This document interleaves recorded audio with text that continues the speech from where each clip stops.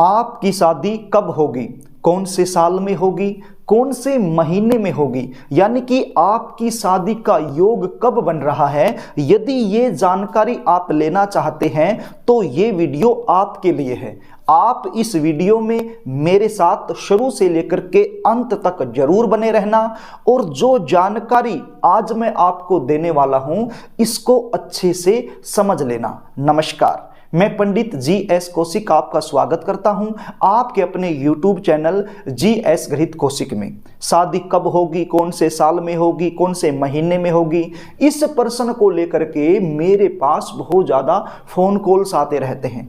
Personally रूप से भी जितने लोग मुझसे मिलने आते हैं तो उनका भी लगभग 70% यही प्रश्न होता है कि शास्त्री जी, हम पिछले काफ़ी समय से विवाह के लिए प्रयास कर रहे हैं, कोशिश कर रहे हैं, लेकिन हमें सफलता नहीं मिल पा रही है, कोई भी रिश्ता फिक्स नहीं हो पा रहा है। तो आप हमें हमारी जन्म कुंडली को देखकर ये बता दीजिए कि हमारी शादी का योग कब बन रहा है, हमारी शादी कौन से साल में या फिर कौन से महीने में होने वाली है। अब बहुत सारे मेरे प्यारे दर्शक जन्म कुंडली विश्लेषण की जो फीस होती है वो पे कर देते हैं और आसानी से जान पाते हैं, लेकिन कुछ लोग ऐसे भी होते हैं जो आर्थिक रूप से कमजोर होते हैं, वो जन्म कुंडली विश्लेषण की फीस पे नहीं कर पाते हैं, लेकिन जानना तो वो भी चाहते हैं कि उनकी शादी कब होगी। तो आज का जो ये कार्यक्रम है विशेष रूप से उन्हीं लोगों के लिए है जो फ्री में ही जानना चाहते हैं कि उनकी शादी का योग कब बन रहा है। तो आज मैं आपको ऋषि पाराशर जी द्वारा बताए गए वैदिक एस्ट्रोलॉजी के कुछ ऐसे महत्वपूर्ण सूत्र आपको बताने वाला हूं जिनकी सहायता से आप अपने घर बैठे बैठे ही अपनी जन्म पत्रिका में ये सूत्र अप्लाई करके मिनटों में जान पाएंगे कि आपकी शादी का योग कब बन रहा है, कौन से साल में बन रहा है, कौन से महीने में बन रहा है। अब कुछ दर्शकों के पास अपनी जन्म पत्रिका नहीं है और उनको अपनी जन्म डिटेल के बारे में भी नहीं पता है, तो भी चिंता करने की आवश्यकता नहीं है, क्योंकि वीडियो के अंत में मैं आपको ऐसी जानकारी दूंगा जिसकी सहायता से आप भी जान पाएंगे कि आपकी शादी का योग कब बन रहा है। कार्यक्रम को आगे लेकर के चलूं इससे पहले आपसे निवेदन करना चाहूंगा, यदि आप चैनल पर नए हैं और अभी तक आपने इस चैनल को सब्सक्राइब नहीं किया है तो चैनल को सब्सक्राइब जरूर कर लें, बेल आइकन को भी प्रेस कर लें ताकि हमारी आने वाली इसी प्रकार की नई वीडियो का नोटिफिकेशन आपको तुरंत मिल जाए और वो वीडियो आप आसानी से देख पाएं। विवाह से रिलेटेड बहुत ही महत्वपूर्ण जानकारियां जिनके ऊपर मैंने वीडियोज बना करके पहले से इस चैनल पर अपलोड करके रखा है। यदि आप वो वीडियोज देखना चाहते हैं, वो महत्वपूर्ण जानकारी लेना चाहते हैं तो इस चैनल के प्लेलिस्ट में जाकर के वो वीडियोज आप आसानी से देख सकते हैं। प्रिय दर्शकों, आइए अब सूत्रों की तरफ बढ़ते हैं। सूत्रों को जन्म कुंडली में अप्लाई करने से पहले हमें कुछ बेसिक नॉलेज होना जरूरी है। अब ये बेसिक नॉलेज क्या होता है ये भी मैं आपको बता देता हूं, चिंता करने की आवश्यकता नहीं है। आप केवल अपनी जन्म पत्रिका को खोलकर बैठ जाइए और जो जानकारी मैं आपको दे रहा हूं इस जानकारी को आप अपनी जन्म पत्रिका में अप्लाई करते रहिए। जन्म कुंडली में 12 भाव होते हैं, प्रत्येक भाव में कोई न कोई अंक लिखा होता है 1 से लेकर के 12 तक का। अब हमें पता करना है जन्म कुंडली के सप्तम भाव के बारे में। यदि आपको ये नहीं पता है कि जन्म कुंडली का सप्तम भाव कौन सा होता है तो आप स्क्रीन पर देख लीजिए, एक जन्मांक चक्कर को आप देख पा रहे होंगे।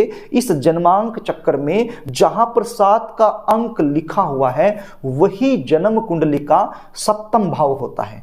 आपकी जो जन्म कुंडली है उस जन्म कुंडली के सप्तम भाव में 1 से लेकर के 12 तक कोई भी अंक लिखा हो सकता है। अब हमें यह पता होना चाहिए इस जन्म कुंडली के सप्तम भाव का स्वामी कौन सा ग्रह बनता है। ये आप कैसे पता कर पाएंगे? ये पता कर पाएंगे जन्म कुंडली के साइड में जो आप टेबल देख पा रहे हैं, इस टेबल की सहायता से मैंने 1 से लेकर के 12 तक के अंक लिखे हुए हैं। उनके सामने मैंने राशियां लिखी हुई हैं और उनके सामने मैंने ग्रह लिखे हुए हैं।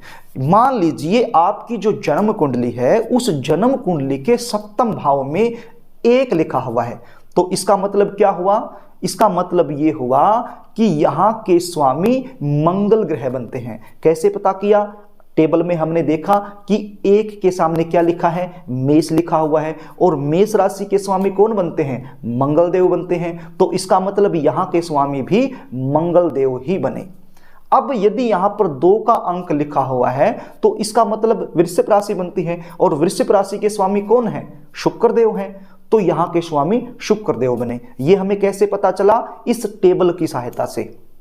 तो 1 से लेकर के 12 तक का कोई भी अंक लिखा हुआ है तो आप टेबल में देख लीजिए कि उस अंक के सामने कौन सी राशि लिखी है और कौन सा ग्रह लिखा हुआ है, तो वही ग्रह इस भाव का स्वामी बन जाएगा।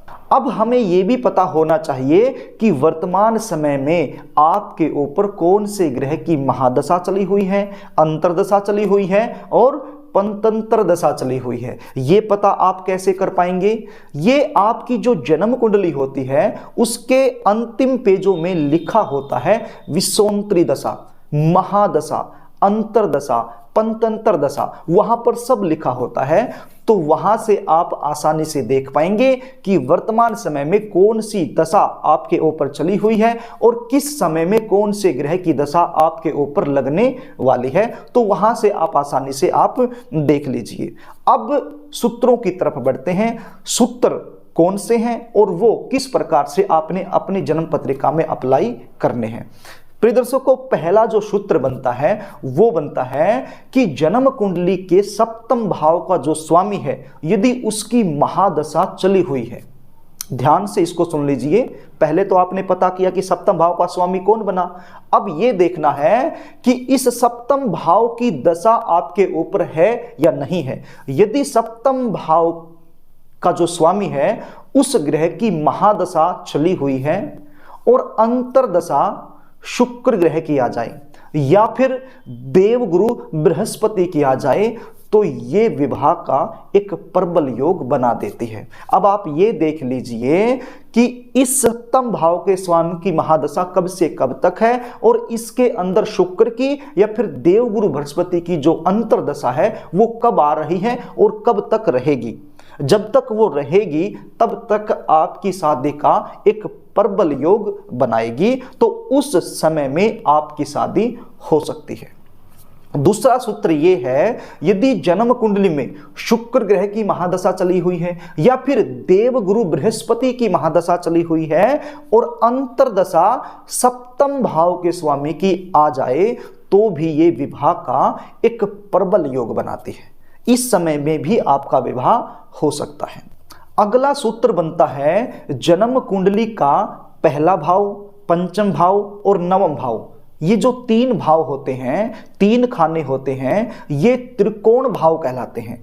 इन भाव के स्वामी की यदि महादशा चली हुई है और अंतरदशा शुक्र की आ जाए या फिर देवगुरु बृहस्पति की आ जाए तो भी विवाह होने का एक प्रबल योग बनता है। या फिर हम इसको ऐसा कह सकते हैं कि शुक्र की महादशा या फिर देवगुरु बृहस्पति की महादशा और अंतरदशा आ जाए त्रिकोण भाव के स्वामी की तो भी विवाह होने का एक प्रबल योग बनता है। या फिर हम ऐसा भी कह सकते हैं कि त्रिकोण भाव के स्वामी की महादशा चली हुई हो और अंतरदशा आ जाए सप्तम भाव के स्वामी की।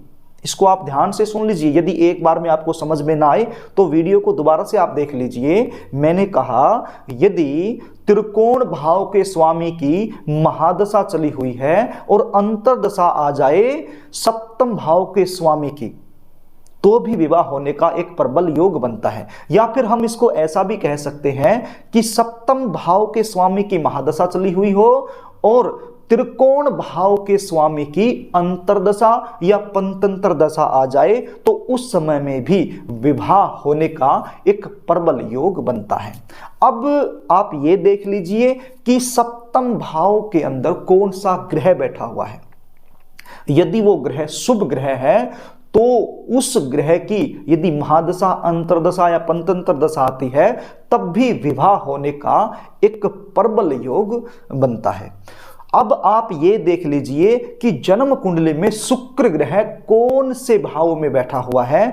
उस शुक्र ग्रह से सप्तम भाव में जो भी ग्रह आता है या फिर जो भी राशि बनी है और उस राशि के स्वामी की महादशा, अंतर्दशा या पंतंत्र दशा आ जाए तो भी विवाह होने का एक प्रबल योग बनाती है।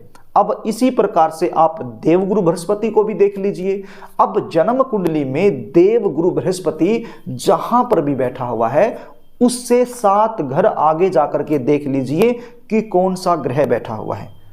यदि 7 घर आगे चलकर कोई भी ग्रह नहीं बैठा हुआ है तो फिर वहां पर यह देख लीजिए कि वहां पर राशि कौन सी है, उस राशि के स्वामी की या फिर सप्तम भाव में यानी कि देवगुरु बृहस्पति से सप्तम भाव में जो ग्रह बैठा हुआ है उस ग्रह की महादशा, अंतर्दशा या पंतंत्र दशा आ जाए तो भी विवाह होने का एक प्रबल योग बनता है।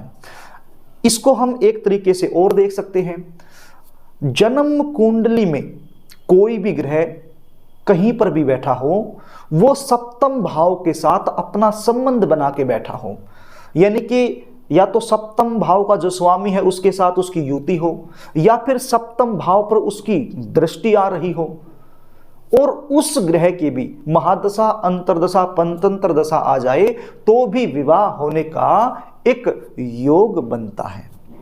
तो प्रिय दर्शकों, इस प्रकार से इन सूत्रों को आप अपनी जन्म कुंडली में अप्लाई कर लीजिए।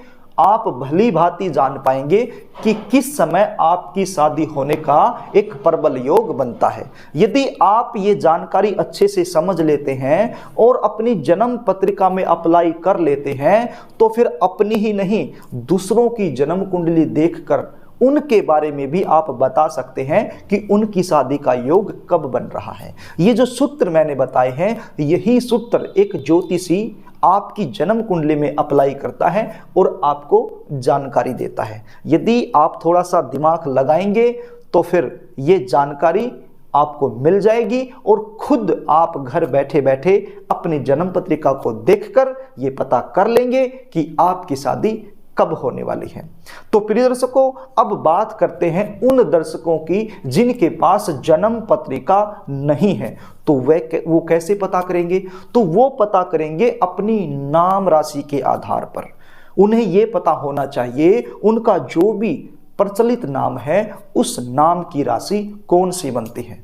जो भी नाम की राशि बनती है तो उस राशि में जब जब शुक्र देव गोचर करेंगे या फिर देवगुरु बृहस्पति गोचर करेंगे तब तब विवाह का एक प्रबल योग बनाएंगे। या फिर आपकी जो नाम राशि है उस राशि के सप्तम भाव में देवगुरु बृहस्पति या शुक्र देव गोचर करेंगे तब भी आपकी शादी का एक प्रबल योग बनेगा। या फिर हम इसको ऐसा भी कह सकते हैं कि किसी भी राशि में बैठे हुए देवगुरु बृहस्पति या शुक्र देव अपनी जो दृष्टियां हैं वो आपकी राशि पर डालेंगे या फिर आपकी राशि से सप्तम भाव पर इन ग्रहों की दृष्टियां आएंगी तब भी विवाह होने का एक प्रबल योग बनता है। इसको एक छोटा सा उदाहरण देकर मैं आपको समझाता हूं।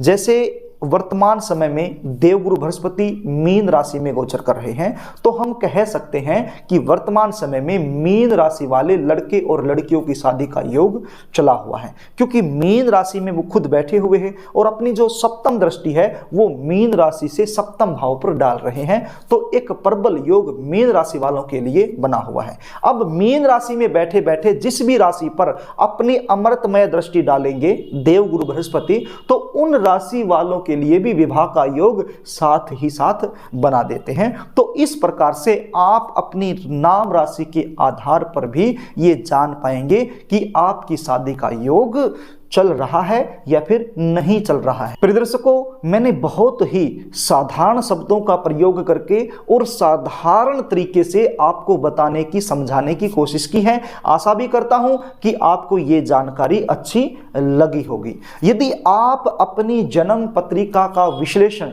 मुझसे करवाना चाहते हैं तो फिर स्क्रीन पर दिए गए व्हाट्सएप नंबर पर आप अपनी जन्म डिटेल मेरे पास भेज सकते हैं और अपनी जन्म कुंडली का सटीक विश्लेषण आप मुझसे करवा सकते हैं। यदि आपको कार्यक्रम अच्छा लगे तो वीडियो को लाइक कर देना, शेयर कर देना, कमेंट भी करना। और यदि अभी तक आपने इस चैनल को सब्सक्राइब नहीं किया है तो हमसे जुड़े रहने के लिए चैनल को सब्सक्राइब जरूर कर लेना। आज के लिए बस इतना ही, कल फिर मिलेंगे, तब तक के लिए नमस्कार।